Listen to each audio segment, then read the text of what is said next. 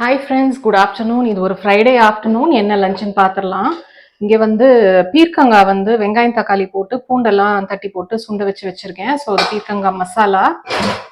அதுக்கப்புறம் இங்கே வந்து ஹோம்மேட் கீ. அப்புறம் இன்னைக்கு வந்து டிஃபன் சாம்பார் மாதிரி வச்சுட்டேன். எனக்கு நைட்டுக்கும் சேர்த்து தேவைப்படுது அப்படின்றதுனால கத்திரிக்காய் சுண்டக்காய் போட்டு இங்கே வந்து பருப்பு போட்டு கடைஞ்சி வச்சுருக்கேன்.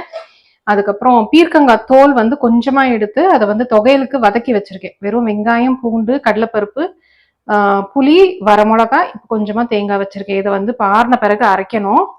அப்புறம் இங்க வந்து ஃபெர்மெண்டட் ரைஸ் இருக்கு. அப்புறம் நேத்து வச்ச ரசம் இருக்கு, அது ரீஹீட் பண்ணி வச்சிருக்கேன். அதுக்கப்புறம் தயிர் சாதத்துக்கு பாத்தீங்கன்னா வரகரிசி இங்க ஊற வச்சிருக்கேன். இது வந்து இப்போ அடுப்புல ஏத்தணும்.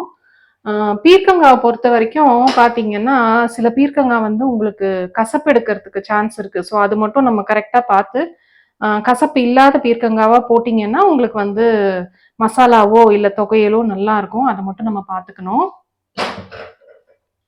அப்புறம் இங்க பாத்தீங்கன்னா தயிர் துவைச்சு வச்சிருக்கேன். அதுக்கப்புறம் இது வந்து சீரக தண்ணி, சீரகம் வெந்தயம் எல்லாம் போட்ட டீடாக்ஸ் வாட்டர். அப்புறம் இங்க வந்து பால் எடுத்து வச்சிருக்கேன். பன்னீர் பண்ணலாம் ஈவினிங் சொல்லிட்டு. இந்த தடவை பன்னீர் வந்து டிக்கா மாதிரி செய்யலாம் அப்படின்ட்டு யோசிச்சிருக்கேன். ஸோ இந்த தடவை நான் செய்யறப்ப கண்டிப்பா உங்க கூட ஷேர் பண்றேன். ஸோ இதுதான் எங்களுடைய Friday lunch. See you in the next video. Bye bye.